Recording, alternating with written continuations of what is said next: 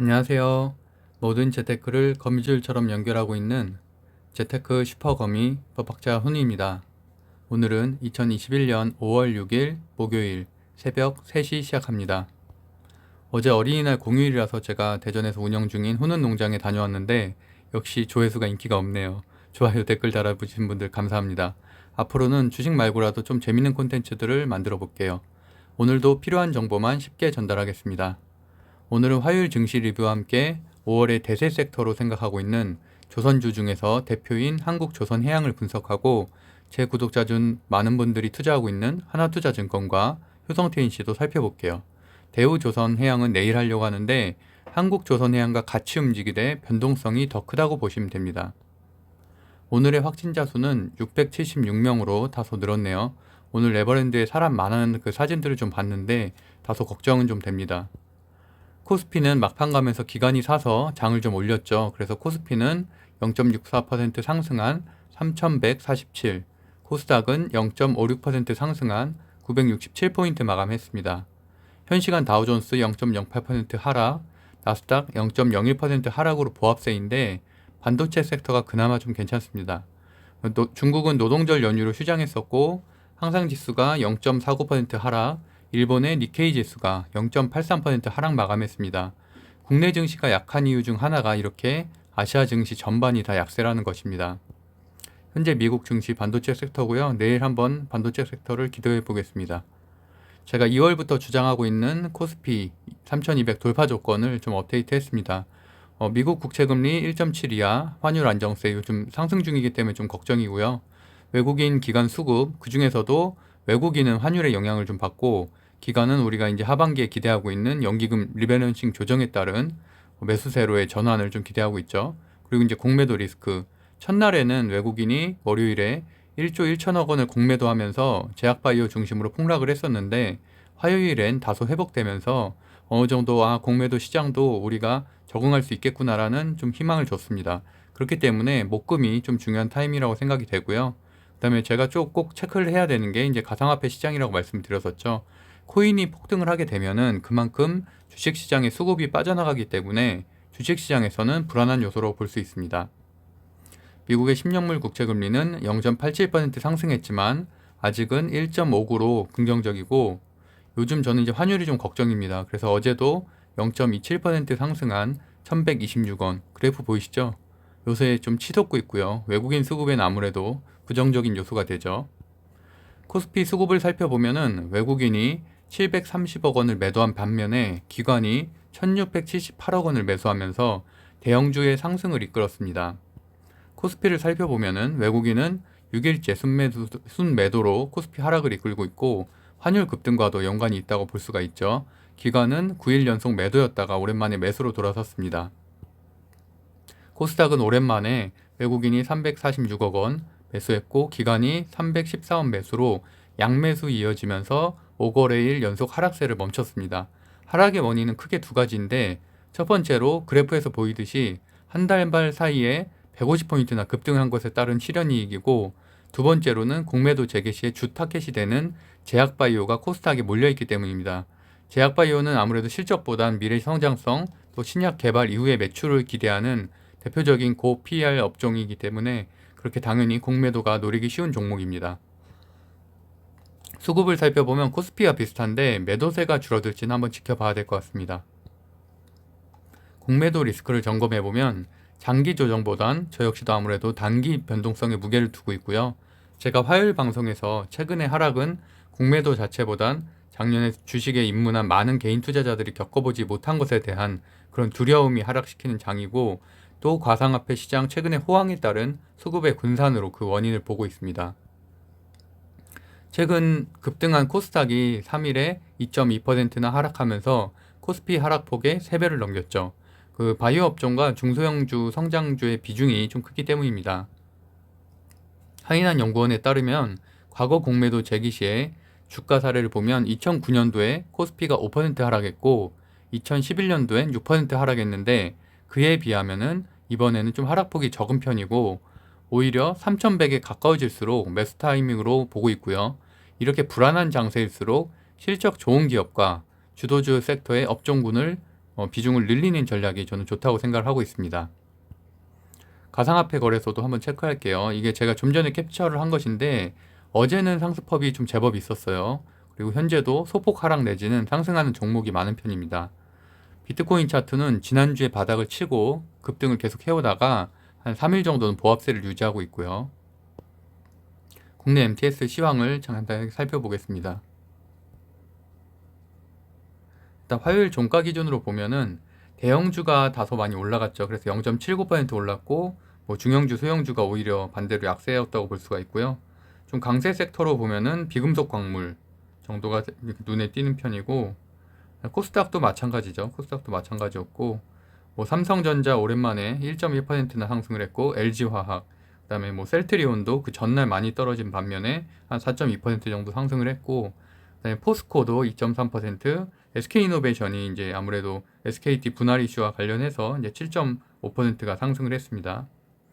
그리고 이제 셀트리온 헬스케어, 셀트리온 제약 모두 전날 많이 하락을 했었죠. 5% 가까이 하락을 했었고, 거기에 대해서 좀 일정 부분 반등을 했었고, 반도체 sek터도 그냥 무난한 상승세, 반도체 코스닥은 보합세 정도, 건설자재가 최근에 좀 약세긴 한데, 그래도 최근에 이제 건설주 자체가 약하기 때문에 그런 부분들이 어느 정도 또 최근에 급등한 측면도 있죠. 아무래도 거의 한 달 반 사이에 한 60% 이상씩 상승을 했기 때문에 그런 부분만 좀 넘어가면은 당연히 괜찮을 것이라고 생각을 하고 있고요.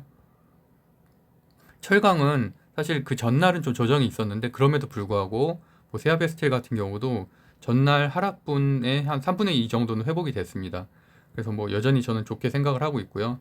수급을 좀 더 보시면 좋을 것 같고, 스틸주 같은 경우도 제가 이제 그날도 하이스틸 얘기를 했었는데 하이스틸도 아무래도 세력이 개입돼 있는 곳이기 때문에 이렇게 장중에는 막 20%까지 올라갔다가 쭉 빠지기도 하죠. 그래서 어쨌든 스틸주도 제가 그날도 분명히 거의 끝물이라고 이제는 거의 이제 좀 뺄 때가 됐다고 말씀을 드렸는데, 어쨌든 이 조정을 좀 지나가면은 다시 한번 순환매가 돌아올 것이라고 생각을 하고요. 조선주는 반대로 한국조선해양 같은 경우도 월봉으로 봤을 때 이렇게 보면 한 50% 가까이 상승은 했지만 여전히 다른 철강이라든지 워낙 좋았었던 HMM이나 이런 데 비하면은 아직은 상승 여력이 많이 남았다고 생각을 하고, 제가 이렇게 정리한 것들 중심으로 보면 됩니다. 그래서 아무래도 현대중공업이나 한국조선해양이 물론 이제 시가총액이나 이런 것들도 크고 안정적인 반면에 좀 아무래도 대우조선, 그다음에 현대미포, 삼성중공업 같은 경우는 변동성이 좀 크다고 할 수가 있고요. 삼성중공업은 감자 이슈도 좀 있고 그다음에 유상증자 이슈도 좀 있어서 현재 거래 정지 중입니다. 건설주 이제 조금씩 회복이 될 것이라고 생각을 하고 있고, 한 일주일 정도 지금 조정을 겪고는 있어요.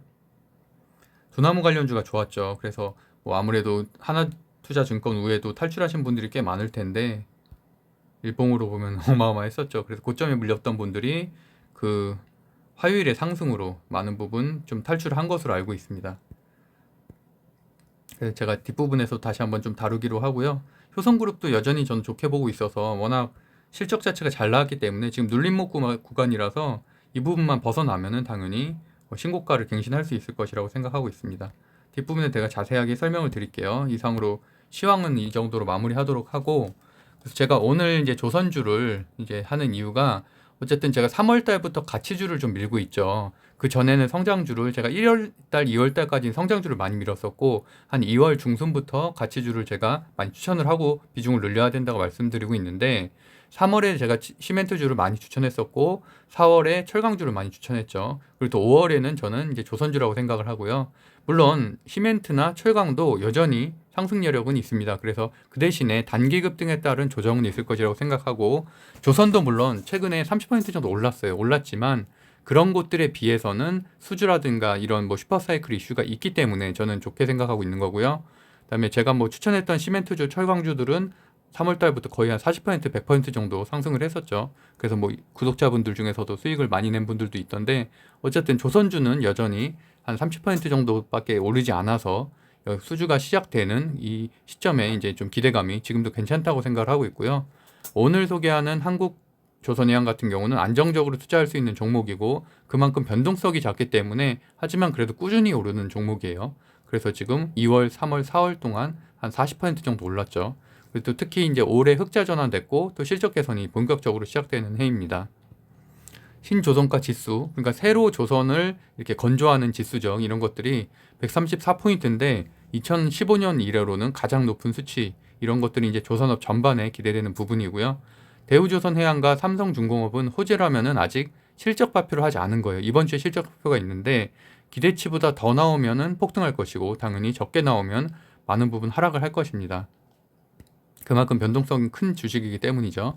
그리고 올해 이제 해상운송 시장이 역대 최고로 운임 수익성을 기록한 이제 뭐 HMM이라든지 페노션 굉장히 잘 나갔잖아요. HMM 같은 경우는 거의 11배가 올랐죠. 물론 지금 공매도 이슈로 해서 조금 하락은 했지만 어쨌든 고점 대비해서는 한 13% 정도 빠진 상태이긴 하지만 작년에 비교하면은 그래도 거의 한 11배 올랐기 때문에 1100% 상승한 거거든요. 그러니까 그런 급등에 힘입어서 조선 수주도 발주로 이어질 가능성이 좀 높다고 보고 있고요. 이런 그래서 경기 민감주들은 사이클에 따라서 주가가 장기간 하락하기도 하죠. 막 4, 5년 동안 하락하기도 하는데 작년까지 거의 6년에 가까운 하락장이었어요. 그래서 이제 올해부터는 경기 회복 속도와 함께 주가도 좀 기대감이 있다는 거고 특히 환경 규제 강화에 따른 신조선주 발주가 기대되는 상황입니다. 그래서 이제 조선주 중에서는 상승률도 안정적이고 실적도 좋은 한국조선해양을 분석해 보겠습니다. 제 분석 방법은 이렇게 항상 진행되는데 기업 분석, 공시자료 분석, 증권사 리포트, 신문기사, 차트 분석, 수급 분석 이 순서로 하고 있고요.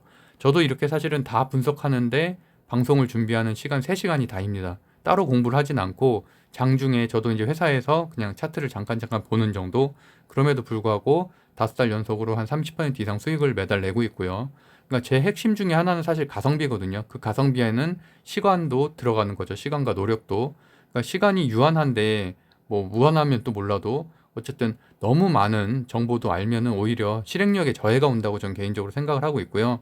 많은 시간을 할애할 수 없는 직장인 투자자나 어려운 자료가 좀 이해하기 어려운 분들은 이 정도 사항들만 체크하셔도 충분하다고 생각을 합니다. 그래서 오늘 한국조선해양도 이 기준에 제가 맞춰서 분석을 하니까 거기에 맞춰서 보시면 좋을 것 같습니다. 일단 한국조선해양은 시총이 10조 6,160억 원이고 외국인 소진율은 18.41%입니다. 52주 최고가는 16만 2천 원, 현재 15만 원이고요. 그다음에 평일 거래량은 68만 주였습니다. 기업 정보를 보면은 현대중공업주가 대우조선해양을 인수하기 위해서 물적 분할로 만들어진 중간 지주사고 그래서 이제 현대중공업 지주의 14인이 34%, 국민연금공단이 9.9%를 보유하고 있습니다. 외국인 지분율이 늘고 있다는 건 긍정적이고 매출 구성은 조선이 83%, 해양플랜트가 7.2%입니다. 주요 재무 항목을 보면 2021년 1분기부터 순이익률과 영업이익률이 대폭 개선되었고 부채 비율은 유지되고 있습니다. 연간 재무제표를 보면 2019년 대비 2020년도엔 19년 대비 매출은 1.8% 줄었고 영업이익은 74% 줄었는데 이제 올해 2021년부터 흑자 전환으로 돌아서기 때문에 이것에 다른 이제 기저효과가 발생합니다. 네, 공시자료를 살펴보면은 우선 실적인데요. 4월 29일자 영업실적 공시이고 매출액은 전기 대비 12.4% 상승, 영업이익은 흑자 전환했습니다. 계약 체결 공시를 보면은 4월 29일에 총 4척의 수주가 있었죠. 라이베리아 선사에서 LPG 운반선 2척, 아시아 선사에서 LPG 운반선 2척, 그리고 또 5월 3일에 유럽 소재 선사에서 LNG선 운반선을 1척을 수주했습니다. 이렇게 수주 소식이 있을 때마다 주가가 사실은 급등을 했었죠.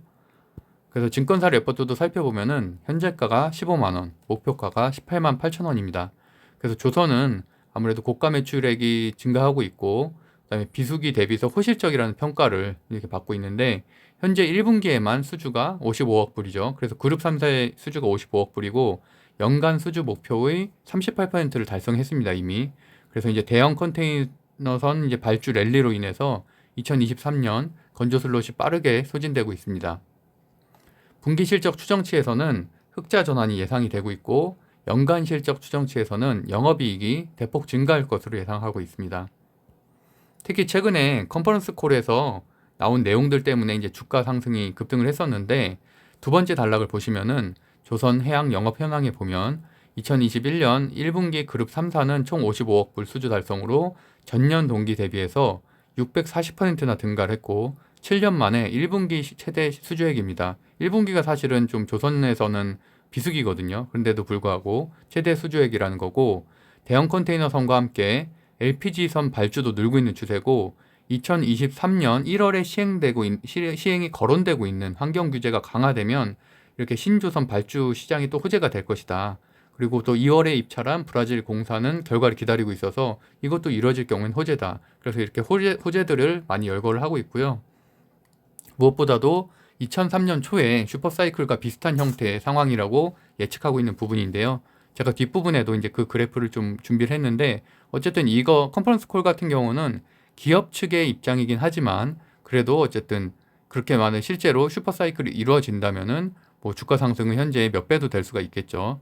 또 이제 그 중에서 리스크는 이제 모잠비크 내전이 현재 진행 중이죠. 그래서 LNG 발주 취소도 뭐 있을 수 있다. 이런 부분은 좀 리스크로 알아두시면 좋을 것 같고요. 그래서 이제 매출액과 영업이익률 상승, 그다음에 뭐 분기별 수주 금액 추이 역시 상승을 하고 있습니다. 재무제표도 한번 살펴보시고요. 영업이익이 증가하고 있고 당기순이익 증가가 눈에 들어오고 있습니다.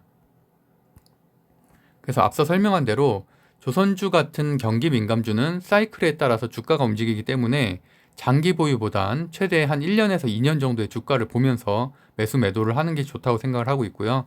2003년, 2005년에 슈퍼사이클이 재현될 수 있을지 뭐 그런 것들에 대한 기대감이 점점 올라가고 있고, 신영증권 같은 경우는 12월 목표가를 21만 원 제시했습니다. 사실 저도 1월부터 3월까지 제가 한국조선해양을 보유하다가 너무 이제 흐름이 더뎌서 사실 그때가 좀 조정 기간이었는데 제가 3개월이나 들고 있으려니까 너무 힘들어서 제가 3월 중순에 사실은 익절하면서 매도를 했거든요. 근데 사실 계속 보유하고 있었으면 30% 정도 더 오르긴 했죠. 그러다가 이제 다시 이번에 이제 매수를 하게 됐는데, 조선주를 그때도 사실 이제 현대중공업주와 이 대우조선해양의 M&A 호재를 가장 크게 보고 들어왔었습니다. 근데 아직도 결론이 안 났어요. 그래서 이번에는 또 결론이 날 수 있다는 내용인데, 이 얘기는 사실 2년 전부터 계속 나오고 있어요. 그래서 그때도 사실은 분명히 1월, 2월쯤에 결론이 날 거다라 했는데 지금까지 또 늘어진 거고요. 어쨌든 올해 안에는 결론이 나겠죠. 그래서 이제 현대중공업 그룹과 대우조선해양 간의 기업 결합 심사를 이번 달 안에 마무리하겠다는 또 5월 5일자 기사인데, 어쨌든 현대중공업 그룹이 2019년에 산업은행과 대우조선해양 인수계약을 맺으면서 물적 분할로 이 한국조선해양을 설립을 했죠. 그래서 어쨌든 합병이 될 경우에는 대우조선해양은 한국조선해양의 자회사가 되는 거고요. 그렇기 때문에 M&A에서 A 대상인 대우조선해양에게도 호재이죠. 그래서 주가도 같이 상승하고 있고요. 근데 이제 문제는 6개의 경쟁 당국의 승인이 있어야 되는데 현재까지 3곳의 승인이 있었어요. 카자흐스탄, 싱가포르, 중국. 그리고 이제 남은 곳은 한국 공정위와 EU, 그다음에 일본 이렇게 남았는데, 계속 이제 뭐 예전부터 나오는 기사에서도 보면은 가장 이제 문제가 되는 건 EU거든요. 그래서 글로벌 선주들이 몰려 있는 유럽 연합의 기업 결합 승인이 가장 중요하고, 어쨌든 이제 그쪽에서 걱정을 하는 거는 당연히 독과점이죠. 현대중공업 그룹이 이렇게 글로벌 LNG 시장을 독점할 수 있다는 그런 우려하는 상황 때문에 이런 것들이 조금 조심스럽다는 입장이고, 어쨌든 현재까지도 굉장히 여러 번 연기가 됐는데 빠르면 이번 달에 이제 그 결과가 나올 수도 있다는 예측이고요.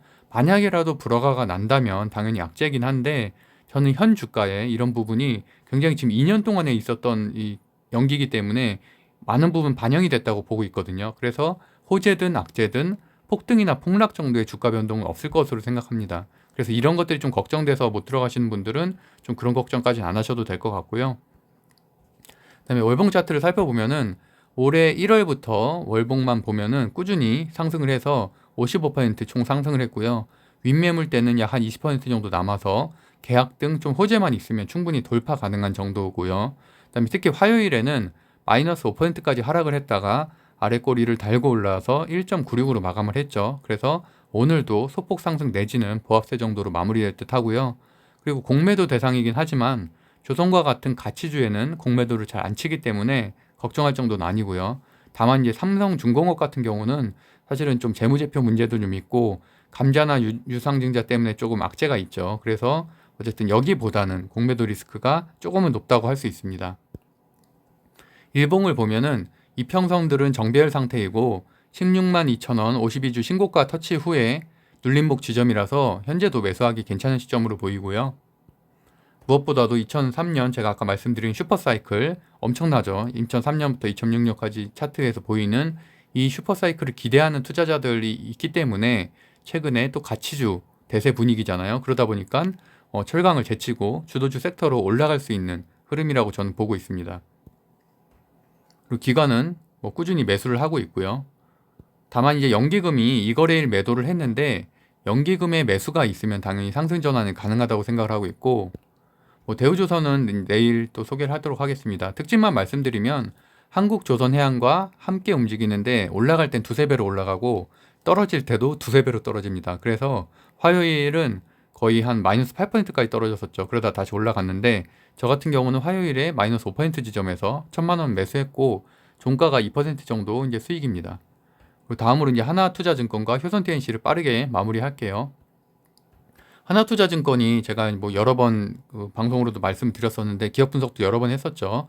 호재 정리도 8가지로 나눠서 굉장히 상세하게 정리했으니까 4월 26일인가 그런데 그때 방송을 보시면 될 것 같고요. 어쨌든 화요일 급등으로 고점에 물려있던 많은 분들이 탈출을 했어요. 참 다행이고, 제가 지난주부터 계속 상승을 예측을 했었고, 그다음에 월요일 반방송에서도 제가 외국인 수급 또 UBS 증권 수급 상리에 급등 가능하다라고 말씀드렸고, 화요일에 이제 실제로 급등을 했습니다. 그래서 하나투자증권 호재를 8개 정리한 방송은 그 전 방송을 보시면 되고요. 이번 주 호재로는 일단은 가상화폐 시장이 계속 제도권 움직임이 나오고 있죠. 그래서 정치인들이 아무래도 그런 부분에 대한 이슈들을 계속 만들어내고 있고, 실적 발표를 앞두고 있습니다. 당연히 매출 굉장히 좋게 지금 컨센서스 같은 게 나오고 있고, 그리고 또 현재 이제 미국 증시에서 오늘 같은 경우는 코인베이스가 그나마 좀 버티고 있다는 것, 다른 것들은 많이 조정을 받고 있거든요. 떨어지고 있는데 코인베이스가 장중엔 한 2%까지 올랐다가 현재는 한 0.2% 소폭 상승인 것도 어쨌든 악재는 아닌 호재입니다.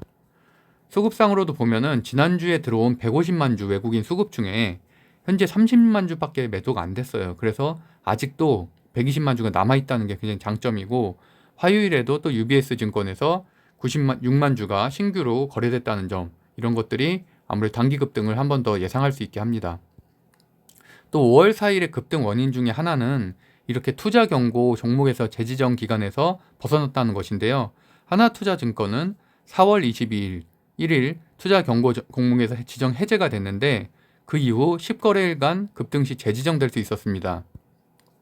그래서 6,500원 이상으로 오르면 재지정이었는데 다행히 5월 4일 날 거기에서 이제 종료가 됐어요. 그래서 이것도 호재고, 코인베이스 주가가 조금 아쉽긴 한데 코인베이스 주가가 사실은 상장 이후에 계속 이렇게 하락을 하고 있어서, 근데 이제 이런 소소한 호재들도 좀 있습니다. 정부에서 가상화폐 관련한 펀드에 투자를 해왔다라는 이제 야당 국회의원의 발표였고, 어쨌든 내용을 보면 별건 아닌데 중소벤처기업부에서 한 343억 원대 간접 펀드에 투자를 해왔다, 이런 내용이죠. 그래서 어쨌든 여당이든 야당이든 아무래도 2030의 투심을 얻기 위해서 가상화폐 제도화의 속도를 내고 있는 상황이기 때문에 업비트 지주사인 두나무 관련주 하나투자증권은 굉장히 호재고요. 당연히 관련된 우리기술 투자라든지 빗성 관련주 이런 데 다 호재라고 볼 수 있죠.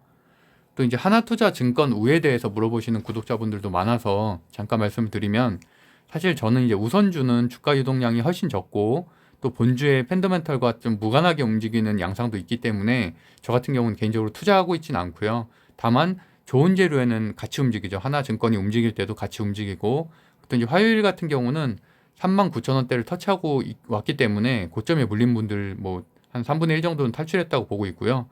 그래서 저희 구독자분들 중에서도 많이 탈출하셨더라고요. 그래서 그 부분은 참 다행이고, 다만 화요일에 20%까지 올라갔다가 윗꼬리를 길게 달고서 한 7%까지 떨어진 거죠. 그래서 아무래도 일반적으로는 이렇게 윗꼬리가 길게 달리면 목요일 하락으로 이어질 수 있기 때문에 좀 신규로 진입하는 거는 좀 트렌드를 보고서 들어가야 될 것 같고요. 우선주 역시 5월 4일에 급등한 이유 중 하나는 투자 위험 종목 해제가 됐기 때문입니다. 투자 위험 종목은 거래 정지라는 페널티가 있죠. 그래서 거기에서 벗어났다는 건 호재고요. 하지만 같은 이유로 좀 전에 제가 하나투자증권 설명드린 것처럼 10일간은 같은 이유로 재지정될 수 있기 때문에 그 사이에는 크게 상승은 없을 가능성이 높습니다. 상승은 있더라도 어쨌든 종가는 다시 내려올 가능성이 높으니까 장중에는 꼭 수익 실현을 하는 방향을 추천드리고요. 이런 단기 급등에 따른 페널티들은 간단하게 읽어보시면 될 것 같고요.